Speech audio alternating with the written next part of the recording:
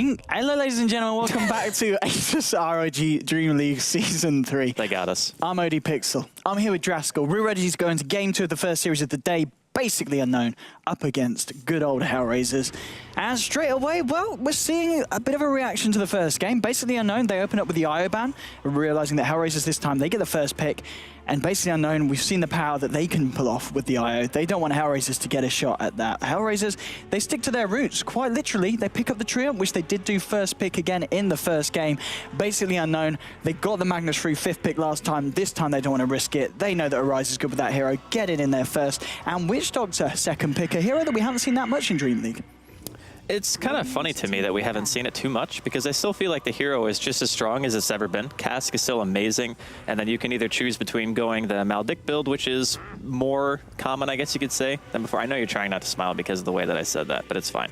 What did you say? Never mind. Just forget about it. Our Voodoo Restoration build is good too. So the nice thing about Witch Doctor is his scaling is physically based. So even if people have BKB, if you have a nice ability that goes through BKB, like RP for example, or Overgrowth, you can just still line up a really nice Death Ward and just kill everyone. So the synergy between the two heroes is already great. They banned the Zeus, like you mentioned, for the second game in a row, solely because if you're going to pick Magnus, banning Zeus is always awesome for you. The same reason why you would think about banning like Spectre and stuff if you thought a team would pick it, just because once Haunt is out, it's near impossible to get a blink off and find any initiation. So I like the way that basically Unknown have taken the confident approach to this game, because if you notice last game, they last picked Mag. They did not pick it first. They're like, okay, maybe this team is prepared for us to run Magnus because we're well known for it. Arise is like one of the best Magnus players. And this time they're just like, yeah, we're going to pick it. It's fine. Come at us.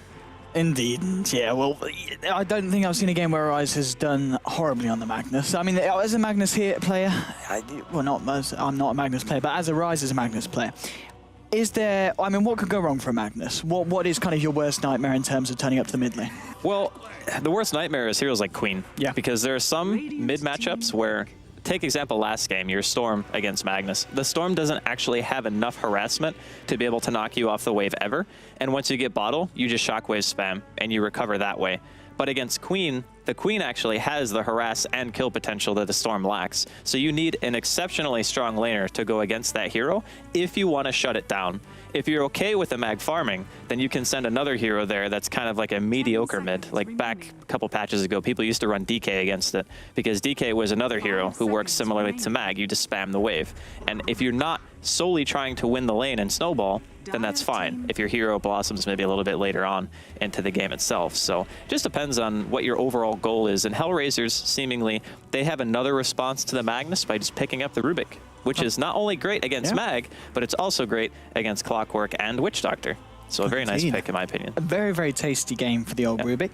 Looking at Hellraiser's draft so far, and thinking back to what they did in the first game, where we obviously didn't come out with an aggressive tri-lane, do you think they'll be looking to do that again this time and putting the Phoenix in the safe lane against the Clock, or do you think that's unlikely with the Phoenix pick? It's a bit harder of a matchup for the Phoenix, but the 1v1 matchups themselves weren't the problem in game number 1. It was what the players did after the 1v1 matchups that was the problem. Like Af and Ninja ran in and died a bunch for killing supports, and then Dread didn't really do much of anything. Like, I don't even know what he did that game. That's how little impact he had. So when you have a core position that does that little, it's very hard to win that game. So obviously this time around, Hellraisers are going for more of a all-around response to the heroes that they've picked up. I think the Rubik play is going to be super important just because there are so many good spells to steal that he is going to be targeted. Like, that Clockwork is going to be looking for that Rubik every single team fight, because if that Rubik is dead, that means that Arise has a really nice game. But if he is not visible in the team fight and you're trying to push into any tower and you're like, I really want to RP, but you have like PTSD from getting your RP stolen and you're like, oh my god, I can't actually use my abilities. It's very frustrating. And looking at what basically Unknown ban out, they're on the same wavelength as yourself, Draskell. They do ban out the Spectre, as you were saying. Another hero like the Zeus, who can be a real irritation in terms of trying to find blink initiations. The final ban will be onto the Axe. Interesting enough, basically Unknown, they pick up the Skyriff Mage, a hero that really destroyed the Storm Spirit in the first game. But Hellraisers, they say whatever, and they still pick up the Storm regardless. I'm surprised they actually banned out the Slark over the Skywrath, just because Slark is good against what basically Unknown already have, and since Wisp is banned, it's less likely that they would pick up a Tiny again, even though Empower and Tiny is still good enough. Like, having a Wisp and Empower is even better.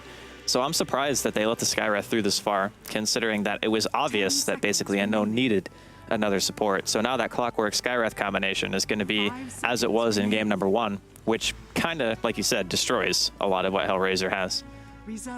Absolutely, and the final pick for basically Unknown. A little bit more to the old Wombo combo. Void, one of those heroes renowned for working well with the Witch Doctor, renowned for working well with the Skywrath, and of course, a good core to pop the Empower onto.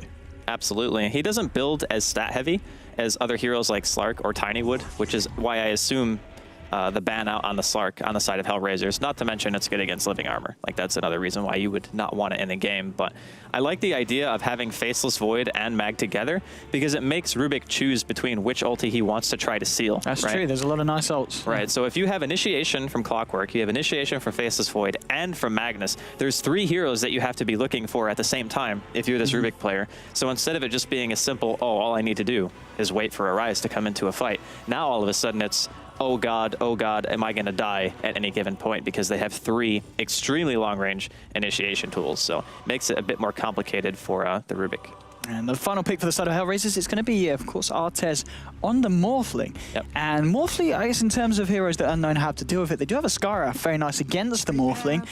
I suppose once you get, well, even once you get the Lincoln Sphere, Morphling is still kind of a tricky game, isn't it, up against the Sky? He's not going to be too heavily focused, I feel. No. You kind of want to deal with the Phoenix and the Storm. Those are the 2 heroes that I think personally the Skywrath is going to be prioritizing. Okay. Yeah. If the Supernova goes off in a team fight and it's not touched because you have everyone afflicted by fire spirits, it can be an absolute nightmare in an engagement to try to deal with it. And not to mention, the Supernova burn range is huge, so it's another way to stop blink initiations. That's true. So it's going to be difficult for a Rise if that Phoenix is not dealt with. So I think priority number 1 in this case for him is going to be Dread, most likely. Indeed. Well, here we go. Game 2 of this best of 3. Basically Unknown up against Hellraisers. On the side of Basically Unknown, we've got a Rise again, of course, on the Magnus. Insolent will be on that Witch Doctor support next to Pure Evil, this time on the Skywrath Mage. Mind Control again will be on that offlane Clockwork, which does leave, of course, Nico Baby on that position 1 Faceless Void. I'm OD Pixel. I'm going to be joined by Draskell. And Draskell, tell me what's going on the side of Hellraisers, or maybe Gorak hang is on. dying. Goret's paralyzing cask into the slow from the concussive shot. They're chasing this one down. Has got the Nature's Guys. They do have a Sentry Ward. They have come prepared. Goret's trying to move away to the next tree line, and he will be able to get away. They look for a skewer. They don't find it. But nice little play there from the Treant in terms of getting out of there and wasting a bit of time for Basically Unknown. Yeah, well, Gorak was playing that Treant, as we see Dread here on the Phoenix, doing a little harassment to Nico right now. Towards the middle lane, we're going to have Goddamn playing on that Rubik. F Ninja is going to be handling the Storm, and that leaves Artez, who is going to be playing the Morphling. Okay, so talking about the laning stage, who kind of takes the biscuit here? Well, we have to see how everything is shaping up here at first, because a lot of the times teams kind of run everywhere into the woods, try to get some aggressive warding down. In the offlane, it's going to be a bit of a struggle here, I think, for the Clockwork. They won't probably kill him, so he'll get a lot of EXP. And given how well Mind Control played in game number 1, yeah. I feel if he gets an easy lane a second time in a row, it's almost a mistake by HR, because he showed his skills with Clockwork in game number 1. And Basically Unknown going with a standard defensive tri-lane, and obviously that means that Dread is not going to be having a great time, which I also think is a solid choice. You don't want the Phoenix to get off to any good start when you have a melee farming safe laner, because then the Phoenix will just bully the crap out of you, and there will be nothing you can do. So we see a lift here on bottom lane. Indeed, lifting back Mind Control, but fairly tanky, of course, back under the cover of the tier 1. He's going to be alright. In fact, goddamn, taking more damage than they were able to deal as a 3-man lineup to the Clockwork. Mid lane still looking at the Storm and this Magnus matchup. Storm having a bit of a better time against a Rise than he did to start off in the first game, leading in terms of CS 5-3 against the 2-1 on a Rise. And the offlane Phoenix, we were talking about how good the clock is going to have on good the time the clock's going to have. How's the Phoenix going to fare in this situation? Not good. No, I'll tell you that much. Normally a Phoenix can get something if it's just a dual lane, but because Skywrath is such an effective summoning hero, bottom lane, Mind Control. Oh, the salve nearly helps him, but there is a waveform available. Artez there with the first blood. Talking about how well Mind Control played in the first game, but he's going to need to play a little bit more careful than that, because you don't want to be giving early kills to the Morphling. I was really surprised that he even got low enough to be killed. The Treant wasn't there. Like, if he dies, I expect it to be 3 heroes killing him, not just 2. Now, he is going to get a decent chunk of experience out of that. So we see bottom rune there is going to be contested, but not able to really do anything much to a Rise. But that death is really painful. Like, you don't want to give away anything like that to a lane who is very level reliant. So Rubik, for example, needs 6, and Treant needs 6. So anytime you give away a kill, it's bonus EXP to the supports. That's actually the worst problem than just giving the gold to the core player. Indeed, 2.5 minutes in, Hellraisers with the only kill on the board. Bottom lane. I forget.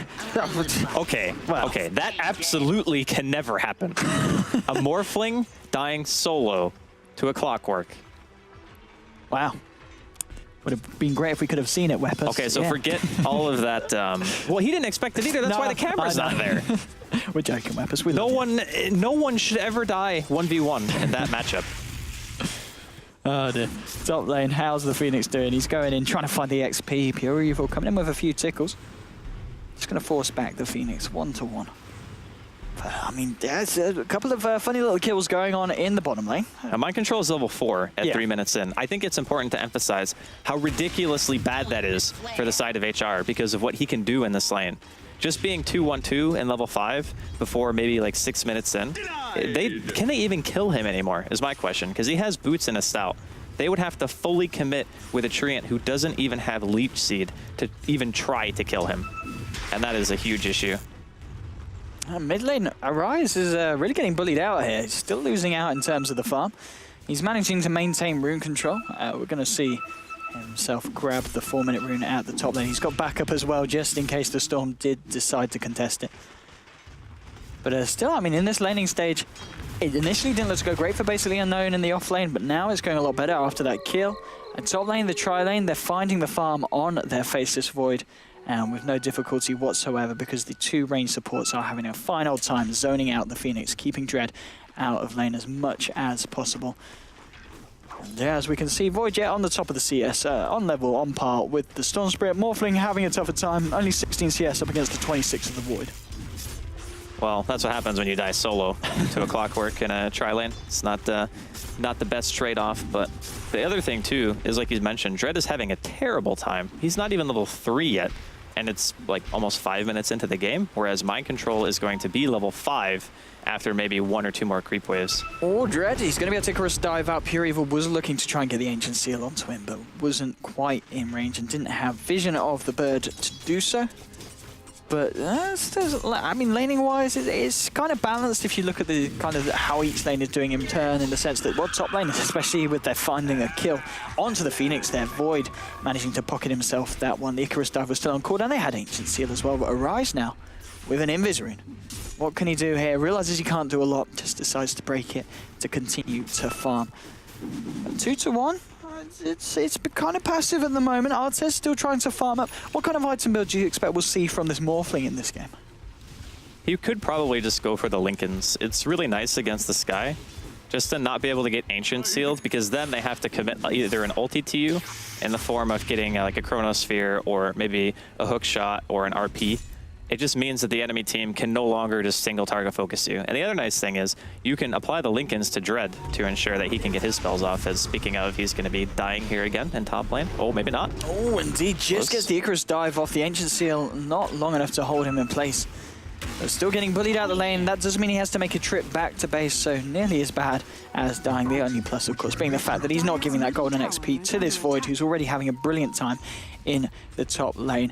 The Storm Spirit, though, in the mid lane against Arise, having a lot better time than he did in the first game. We'll get to bag himself a regen rune here as well. But indeed, Alpha Ninja, level 7, 40 CS at the moment, having a fantastic time. I believe he will go for Bloodstone, as Dread actually does drop by going bottom lane. Or he flared. Yeah, okay, he flared in the base. Jeez, wow. What a play. What a play. He actually hit. You remember when we said he wasn't going to die top? Yeah. When he dove away. He actually flared him on the way back to base after that live. Like, he lived through the gank, died in the well. That is not the dream.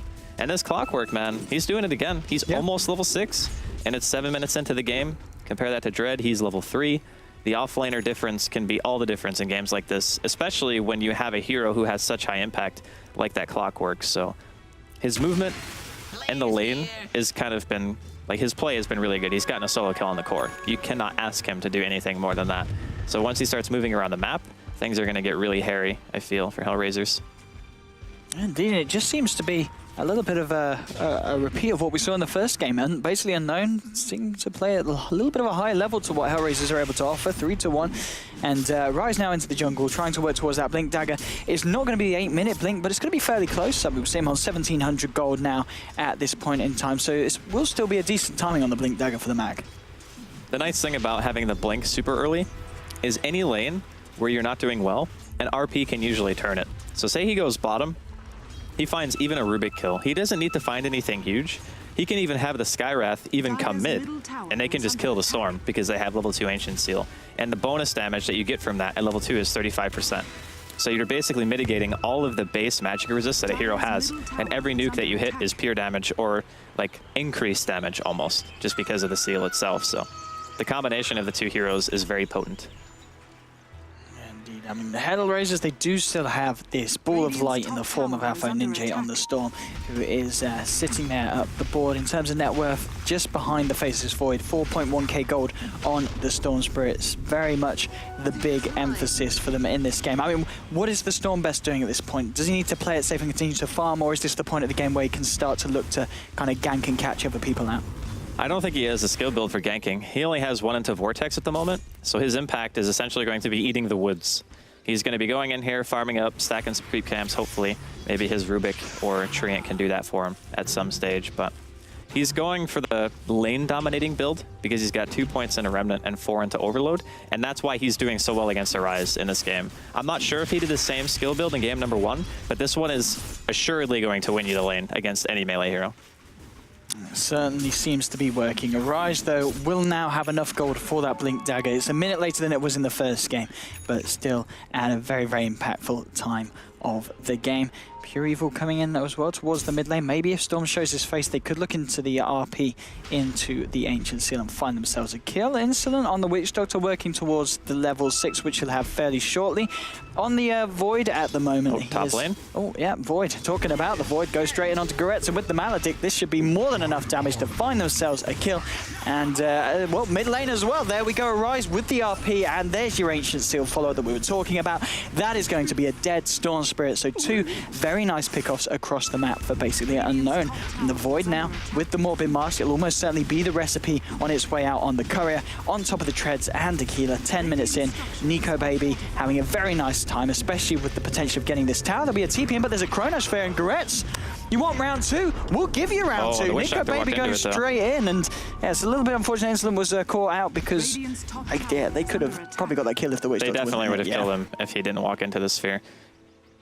Now Void. Turn. Yeah, they tries to turn it, but Void will find the kill onto the tree, and there was the backup from Arise rotating in. So Goretz on the tree, dying 2 times in quick succession. Into the mid lane, Mind Control with an Invis Rune. Alpha Ninja and Dread are there. He has got the backup of the Scarif. Scarif still yet to hit level 6, doesn't have the Mystic Flare available. And I think off the back of that, Mind Control realizes it's going to be a hard gank to do on his own end. Well, he's going back in. He's found the Storm in the jungle, but Storm with full mana. It's not going to be a similar situation to what we saw in the first game where Mind Control was able to find Alpha Ninja in the jungle with nothing. So there'll be no solo killing here for It's like we're playing today. Clue. Alpha Ninja in the jungle with the cogs. Just kill them. Or not Alpha Ninja, but Mind Control, sorry.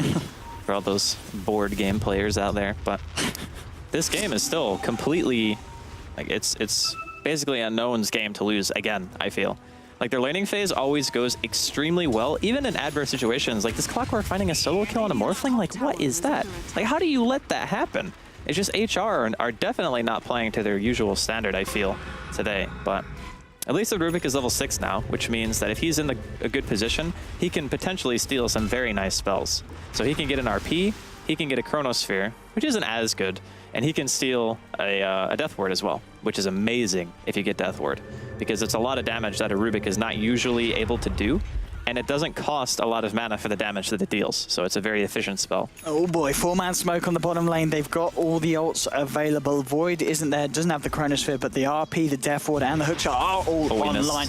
Artez caught by the RP just onto one hookshot onto the Rubik. There we go, as you were talking about earlier, making sure that they lock down the Rubik so he can't steal these big ultimates and turn around the fight, and there'll be no turning around today. Double kill there for Arise as they clean up both the Morphling and the Rubik.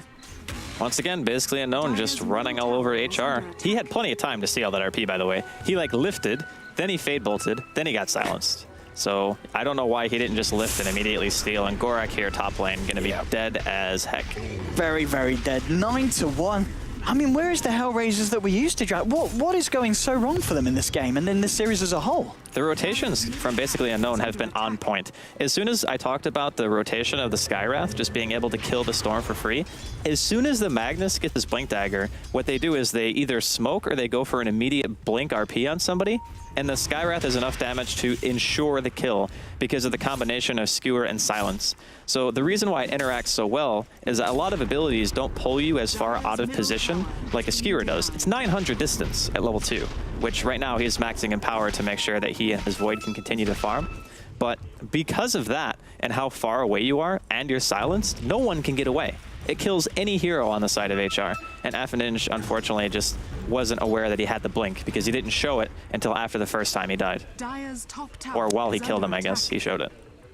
Talking about Affininge, still working towards that Orchid. Has the first Oblivion Staff, the Robo Magi and Sage of Mars towards the second. So it isn't going to be the quickest of timings, but it's not going to be too bad. He's still hanging in there in terms of net worth. Second on the board at the moment. 1,500 gold behind that position 1 Void on the side of basically Unknown. And talking about the Void. The Void and the Storm going to find each other. Storm did have the backup of the Rubik, but Void time walks out, realizes this is not the fight for him to take. Bottom lane, Garetz trying to fight. Oh no! Oh, pure evil! Walks in front, blocks the hook shot. That was a... Oh, they might even turn this around. They're bringing him low.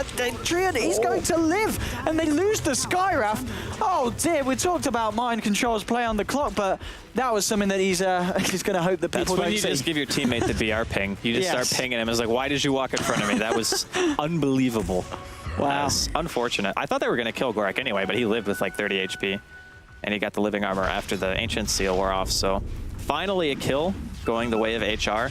Not to put a cog in the works for them or a wrench, but that Nico Baby Void, he's almost got BKB and Mask of Madness and Treads and Aquila at 14 minutes. So that's not bad. The nice thing about this lineup for basically Unknown is they don't have to go for damage items straight up because the Magnus is maxing in power. Yeah. So you already get a ton of damage. You get the cleave on top of that. With a Quelling Blade, your jungle farming speed is crazy, and he's even walking over here to just give him power off cooldown. So they play around this Magnus extremely well. And I mean, looking at the position 1 on the side of Hellraisers, this Morphling, 6,000 gold, has the ultimate orb on top of the Aquila, but still a long, long way to go before this Morphling is too scary indeed. Phoenix, going of course for that classic Midas build. We talk about it pretty much every time we see the Phoenix in the sense that you want to look to get those levels so you have that very, very powerful Supernova at level 16. Arguably, when you're this far behind, the level 6 Supernova isn't going to be too great because Unknown should be able to deal with it and disperse it. Hookshot again! Mind controller? What's happened to this lad? Has he smoked something? I don't know. He's drunk. he can just go home right now. Come on! To be honest, I can't even be upset with that because he's already had such a great game in game number 1. He got a solo kill on a Morphling against a tri-lane. Like you can't even be mad at him. And look at this Void now. BKB finished. The Phoenix is going to be useless because the BKB is so early. So what happens is the Phoenix is going to ulti, and the Void's just going to pop BKB and Mask of Madness and kill him. So the Phoenix is now just deleted from the game, and you can't steal Sphere and Sphere him because he doesn't get frozen by a stolen Sphere. So there's no countering that initiation except by Overgrowth, and you have to Overgrowth after the BKB. So the Void has now become a huge issue, even though he doesn't have a damage item because, again, Empower.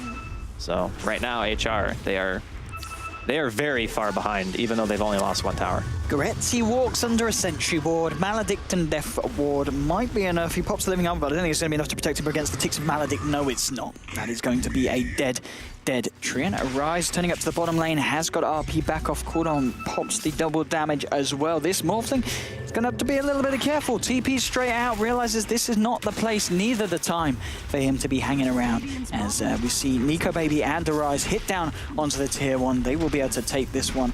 No problems whatsoever. 10-2, coming up to 17 minutes in, basically Unknown, with a massive lead against Hellraisers. The Hellraisers, do they have the best kind of lineup for turning games around? Well, they can turtle high ground decently. The biggest issue is they don't have a lot of... They have wave clear, but they don't have a lot of 5-man potential, in my opinion. Like, from behind, this Morphling, he's got a decent amount of CS, but if he's going for a Linken's, he needed it to have it already. because he was a tri-lane versus a solo hero. He needed to have better farm. And if he has it now, maybe they can try to do something, but I honestly don't see how they win a team fight outside of their base. Even defending a tier 2, I would say, is very risky. So if you're HR, you need to try to rat your heart out. Like, just eat the enemy jungle when you know they're off map. Even if you know that basically Unknown are getting Roshan, you still can't go. There's just no way they can win a fight. They don't have the farm. Yeah, they're going to get the Roshan easy peasy. There's going to be no contest from Hellraisers. Nico Baby will be able to grab the Aegis on top of his already very, very stacked self. Hellraisers, they have 5 heroes up in the Dire Jungle. They're looking to try and take some kind of map control in the form of bringing down this tier 1. We have Fortification. Are basically Unknown going to TP into this one? Yeah, they are. Straight away, in comes the Void, has the Chronosphere available. Backup is on its way in form of the Magnus. And straight in with the bashes onto Artez. There's your Chrono as well. Artez, he has morphed to strength, so proving to be a little bit difficult to take down. There's the return Chronosphere, but it doesn't matter because Nico Baby, he's still got free reign of his movement. Finds the kill onto the Morphling. Supernova does come out. Doesn't seem to do an awful lot because Goretz gets caught out by Ancient Seal and Skewer. 2 heroes down on the side of Hellraisers. Nico Baby looking for more, hasn't got the mana to chase down the Rubik. Dread lasers up to the high ground. Pure Evil chasing him down. Arise looking to try and RP him down. Doesn't need it. There's the Shockwave and the Arcane Bolt flying through to the Skywrath Mage. 3 heroes down on Hellraisers, and they don't even tickle the side of basically Unknown. That Supernova did nothing. Yeah. He goes in and he's like, I got you, bro. I'm going to turn into this. Oh, he's BKB. Never mind. You're dead. Sorry. Even going for the worst possible hero in the worst possible way, they still win the fight without losing a single hero. Like, going on the Morphling is the worst hero to go on because he's the hardest to take down. And it gives you a lot of opportunity to steal some good spells because they didn't Chronosphere the Rubik, and they didn't even care about finding a support. They let the Phoenix get a full Supernova off, did absolutely nothing. HR is, like, I don't even know what you can do. Even if you try to smoke gank, no matter who you run into, I think you would probably just die. It's not looking good at all for Hellraisers. If we have a look at the net worth and the XP graph, let's see what kind of differences we're seeing. 7.5k in terms of net worth and 5k in terms of XP. It's not the biggest of differences, but 19 minutes in, it's certainly notable. Goretz trying to defend in the mid lane. They do have an RP still available on Rise. He didn't end up popping it in that last fight because he just didn't need to. The control was there from the rest of his team. And there will be illusion made of Nico Baby, trying to get rid of it fairly quickly. Won't be able to. Morphling brings the replicate back up to the high ground. Fade Bolt zapping down the creep wave, pulling it past the tower. Chronosphere now back online. 5 heroes here on the mid lane. They're missing the Phoenix though, the side of Hellraisers. So it's 5 versus 4. Look at this positioning. Mind Controller and Arise ready to jump in on anybody that comes into range of vision. Void leading the charge straight onto the tower, straight onto the creep wave with the Empower. He'll be able to clear that up very, very quickly. Now here comes the creep wave and now the push. Can Hellraisers do anything about this? Goddamn, just heading forward with the Fade Bolt, but no, straight away Nico Baby says, stop it! Chronosphere onto the Rubik, brings him down. BKB has been popped as well, so he wasn't disrupted in his little bit of peaceful time killing off that Rubik. Living Armor's going to be a bit of an issue, but it shouldn't be too much. Now they're trying to fight. Ninja zips in Orchid onto Rise, making sure he can't get out of that RP. Skywrath and Void getting both very, very low. Ancient Seal on Ninja. The bashes being amplified by the Ancient Seal. That's goddamn going down again. Right. Triple kill there for the Void. Buyback from the Storm Spirit. The Supernova will burst down the Faceless Void. Artez chasing down Mind Control, pops the cogs. He's going to be right for the time. And there's your RP onto Dread and onto Nico. No, it's onto the Storm Spirit. Ninja. Ultra kill for the Faceless Void. 4 heroes down. There were buybacks, diebacks in that fight as well. Artez, he could be in trouble as well. Deathwall comes free, tries to waveform out of this, but Arise is there with the cleanup and the Maledict damage. 5 heroes down on Hellraisers. Let's have a look at the fight recap because I think there was buybacks there as well. Oh no, apparently not, unless it didn't catch them. I'm pretty sure the Rubik... There was a buyback, wasn't there? Was it Rubik? It was the Storm who bought back. Yeah. He bought back because he had Orchid and he thought because he saw him use BKB, it was actually the right call to buy back. Yeah. But they didn't realize that Arise had not used RP the entire time because he got Orchided straight away and just 4-staffed out because Affininge, like, balled in, Orchid, and then he goes for the Storm, or the Rubik, excuse me. No, not the Rubik, what am I saying? The Skywrath, because he knew that the Void was going to die because he had already BKB'd to kill the Rubik. So at the end of the fight, it's like he respawns, then he dies, and then he has to buy back, and then our RP was never used because of the Sphere, and then it's just like, okay, well, we have issues. So a 17 kill lead for the side is basically Unknown. There's honestly That was the best situation they could have asked for, because he BKB'd and he used Sphere on a support, but we'll get to see it again. Yeah, give us a lowdown of what exactly happened here. Where did it go wrong? I mean, you can see right now, he gets a Skywrath kill. He gets bashed super badly, and the Void does end up dying here, but not until after he already takes out 2 of the heroes. 2 more hits on that egg, and Dread would have also died before the Supernova even went off. So I think the rest of his team was kind of just bailing on him at that point, but here comes the RP on the 2 remaining heroes of the side of HR, and even if Artest is trying his best to get away here, there's just no way. Like with the mobility that basically Unknown have at their disposal, he can't juke enough to live. So yeah, it was very unfortunate, as we're actually going to see Mag drop here. Indeed, and the scoreboard 420 Blaze It. Dread will go down, though. He stops it 4-21, 5-21, as they do find some kills off basically Unknown. Afan is trying to find a kill, but Mind Control turns around with the Blade Mail and the Maledict blowing up the Storm Spirit. 3 heroes down on the side of Hellraisers. Nico Baby continuing to farm. What did just come out to him is an Aghanim Scepter now. He's giant. 23 minutes in. I mean, that's pretty scary. It's the most farmed Void I've seen in a while. 8-0, 187 CS. In a 23-minute game. That's the strength of having an Empower at your disposal, just being able to farm the woods incredibly fast with your Mask of Madness and your Aquila. I mean, that's a very common farming build for a lot of melee heroes to go those 2 items, but when you have Empower on top of that, pretty darn good. Oh my god, solo kill on the Morphling. Never go full Agi. Dude, he went full Agi and got caught with a silence and then just evaporated. He already used his Manta though, which is the weird part. If you know that the Skywrath is on the other team, you never use your Manta before you actually see the hero because of that particular reason. Just, I don't even know what to say. It can't even be overconfidence because they're getting crushed. So maybe he just wanted to get some value damage on the tower. Because that's the other reason why you go full Agi, to make sure that your Manta images deal the maximum amount of DPS. But again, the movement out of basically Unknown has been top tier. Like, it doesn't seem like I'm watching a tier 2 team when I watch them play. Like, they're always very coordinated when they take their engagements. They know exactly who to go for. And we're going to see another attempted kill here. Congrats. God, the damage. Wow. Wow, indeed. Point booster on the Witch Dogs as well, working towards that. Aghanims, 5-25. 6.83. It is the meta of comebacks. Their team is not built to come back, though. That's the problem. Against BKB, what does HR's team do when the Void comes in with BKB, Empower, and a Sphere? They have one ability that counters Nico's BKB, and that's Overgrowth. And you have to assume that he uses it at the wrong time, so the Overgrowth will actually land. Top lane, RP onto Alpha Ninja. Arise does decide to skewer out. He can't find the kill on his own. Maybe he's in trouble now. Alpha Ninja zips forward, they pop the Supernova as well. Okay. They do find the kill onto the Magnus. Maybe they'll be able to find more. Orchid onto the Scarif. Moving forward, Alpha Ninja with the tick damage will be able to bring down the Scarif. Mind Control pops the Blade Mail. Artes potentially thinking about chasing it down. Does decide to hang back and back off. 2 kills there against basically Unknown in a situation where they didn't need to throw those kills away. Got to be a little bit concerned of giving the Storm too much, because now he's got his full soul booster, although I believe he dies here. Yeah, I think he's sadly dying. It was almost the Dream, yep. And then it was the Sphere.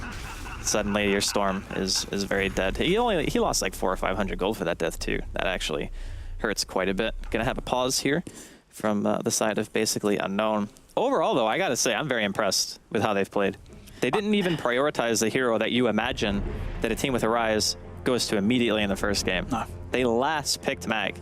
Yeah. And then HR is like, you can have your Mag, dude. It's fine. We're not going to ban it. And it's one of those situations, you're playing against Burden United, for example. Do you ban PL? Yeah. Do you just ban Wisp? Do you ban Troll? Do you ban Sniper? There's actually so many heroes that are top tier that you want to get rid of that now you have to pick what is the lesser of evils. And I'm really starting to think that you really should just ban Mag.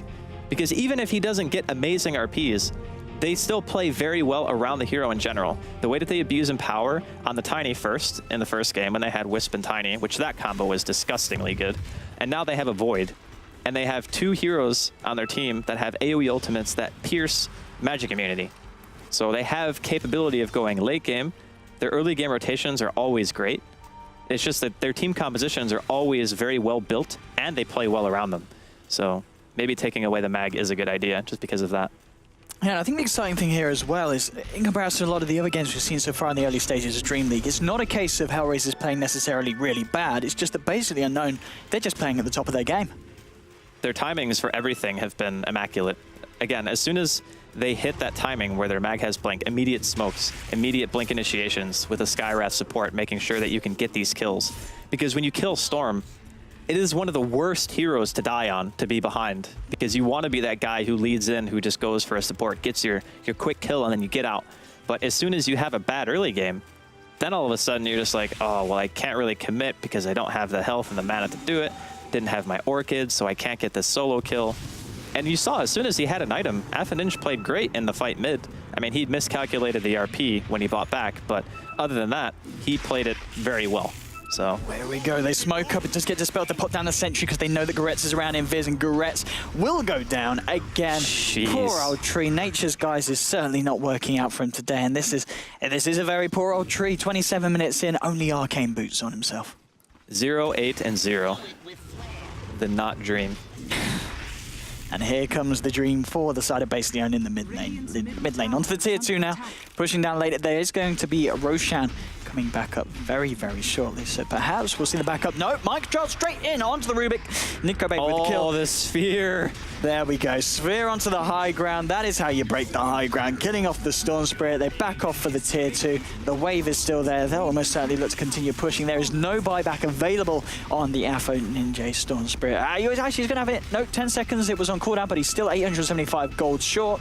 Isn't going to help him in this situation. Tier 3 taking a serious amount of damage, and they're ready to go straight for the Rax, I'd imagine, here on the mid lane. Fortification will buy the side of Hellraisers some time, but still with 40 seconds on the death of Storm Spirit, one of their biggest initiators, it's going to be very hard to fight up against this. Goretz looking for the wraparound as a sentry ward here. They know that the Trion is about. The pings are coming out. They can't quite see him. He does back up out of detection.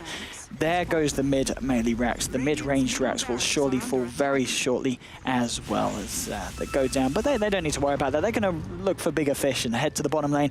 Maybe try and get a tier 3 or more there. There is the push coming out from this split-pushing Morphling, who's actually managed to find the wave all the way up to the tier 3 on the Dire side. And is going to be able to do a little bit of damage to that one here with the creep wave with his Manta-style illusions. But he's backed out to the mid lane, trying to defend that one, push it back out, but still 7 to 29. Basically unknown, already breaking the base 29 minutes in and taking down the mid melee Rax. And this almost certainly will be Roshan going their way. Hellraisers, they are moving as a 5-man towards this area. Maybe they can look to contest it. They're smoked up. Can they find some kind of spectacular jump in? They've got all the ultimates available, but at the same time, so do basically unknown. And look at the positioning. We see the Witch Doctor and the Scarif on the high ground, ready to counter, and Dread, Oh my god. walks in.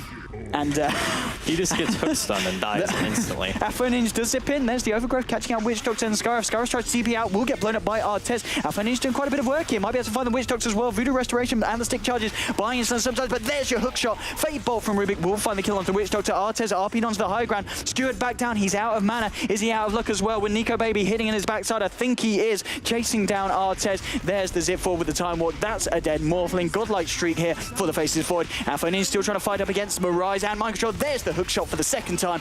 The stolen hook shot buys Affinage some time. He's now out of mana. It's a shockwave is all that's needed. He uses the Soaring to buy a little bit of space. Zip for Nico Baby. There's a Rise with the kill secure. He will go down. Hook shot again. Mind Control says, do not steal that. I know how to operate it better. That's an unstoppable streak for the Clockwork. And this time, Goretz's invisibility will save him, but he's the only one to remain alive on the side of Hellraisers. I'm just shocked that HR have not GG'd. Like, what are they going to do?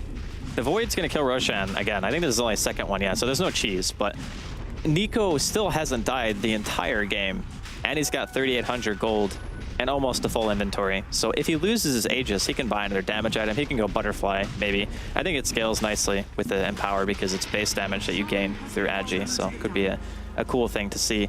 But that initiation, HR ended up going 1 for 2 at the start. So they lose Dread, but they kill both supports. That was a great start to a fight that Dread pretty much just suicided into. But I mean, what do you do when you're this far behind against a better late game composition? That's the problem with HR's draft, is they've given themselves a late game that could be good, but it relies so heavily on not playing from behind. And in the first game, they picked the same style where it's, okay, if we get ahead, we can stay ahead. Really easy. But they have never been ahead in either game. So, I don't know. I like the way that basically Unknown have drafted, because even if they had a bad laning phase, their team is still strong. Hook shot. Up to the high ground. That is going to be Rubik dying again. Supernova does get popped, but there's your BKB. And Nico Baby just ignores the stun. He says, I want to find the Storm Spirit. Might not be able to find it, though, because of the stun going for the BKB from the Supernova. There's your hook shot, though. Skewer in as Arise joins the fight. Triple kill there for Nico Baby on the Faces Void. Buyback from the Phoenix, but it's only the Phoenix and the Treant alive. There is a buyback available on the Morphling, but it doesn't look like he's going to use it. Now he does use it as the hook shot from Mind Control comes in. Cogs blocking them all up. Waveform for it from Artez, trying to find a kill onto Mind Control, but there's a 5-man here. He needs to be very, very careful with his positioning. Nico Baby straight onto the racks. Does, of course, still have that Aegis. One bash onto Artez, and then he just goes back to the objective, says, I don't need to worry about killing you when I can kill your base. Artez with the adaptive strike actually gets backtracked off. Artez with the Manta Star trying to get himself out of there. Ghost Scepter will buy him some time. Mind Control finds a kill onto the Treant yet again. The bottom racks are going down. Void did have the Aegis popped, but that is going to be the second set of racks being taken from the side of the Radiant. And well, can they look to reinitiate? Artez leading the charge. Who's he going to jump on? Adaptive strike on the Nico. Nico says, you what, mate? Chronosphere onto 2 of them. Brings down the Rubik. Now they're going to focus onto Artez. Hookshot's going to buy them some extra time with that stun. Artez morphing as quickly as he can. There's your skewer onto Dread. Dread gets brought back into the fight. He gets brought down by the Void. 3 heroes down the moment on Hellraisers. That is 2 sets of racks. GG, well played is called, and well played indeed, because basically unknown. Fantastic performance. That was ugly. Both games, HR never in any stage I thought were ahead. No. Ever. Like they were just getting crushed from the get-go. In the second game, to be fair, the laning phase for Athenage went quite a bit better than it did in game number 1. He was out farming the mag by a decent amount. They killed the Clockwork in the bottom lane. They got first blood. But then after that, it was all downhill. The rotations coming out from the side is basically unknown, like especially Mind Control. Even though he biffed a couple of hooks this game, it happens, you know. And one of them was just his teammate walking in front of him, so I can't even be upset with him for missing that. But all in all, the Clockwork for me has worked out phenomenally well for them. And of course, Arise on his most well-known hero. And having to give that hero to them both games, that's not a good thing. Like whenever you're playing against a team who you know, okay, this guy is unbelievably comfortable on this hero. He will perform every single game. Like sometimes you just have to accept the fact that you should just fan it. Like that's the way that I see it. Some teams might feel, okay, we can deal with this. We can play around it. The Rubik pick was a nice idea, but it just got abused because they end up picking a Void. And then all of a sudden, you have to position yourself way more defensively. I would not want to play Rubik against that team because no matter where you are, you're in the wrong spot. You either get hooked, you get sphered, or you get RP'd. So there's just too much for him to deal with on his own. Absolutely. And just, I mean, look at the score, but 18 kills for Void. Doesn't die a single time in that game. They just could not kill him. That in tandem with Magnus, as you were saying, on his signature. Oh, sorry, not Magnus on Arise. Arise on Magnus. On his signature Arise. Yes, they should just rename the hero, honestly. Seriously, Arise on that Magnus. It's disgusting. I am just a little bit surprised that it wasn't banned out in either of those games. Not even in the second phase in the first game. They ignored it. They were like, yeah, it's fine, just take it. We don't care. Okay, we care. I think next time we see Hellraisers go up against Basically Unknown, they'll perhaps have learned from their past mistakes. But Hellraisers, they're knocked out. That is it for the first series of the day. Basically Unknown will progress to the semi-finals, in which they will play up against the winners of the next series tonight, which will be, of course, between EE's Disciples and Complexity. So don't go anywhere. We'll be having that game fairly shortly. But first of all, to a few commercials and then back over to our panel. And myself and Draskell will see you later on.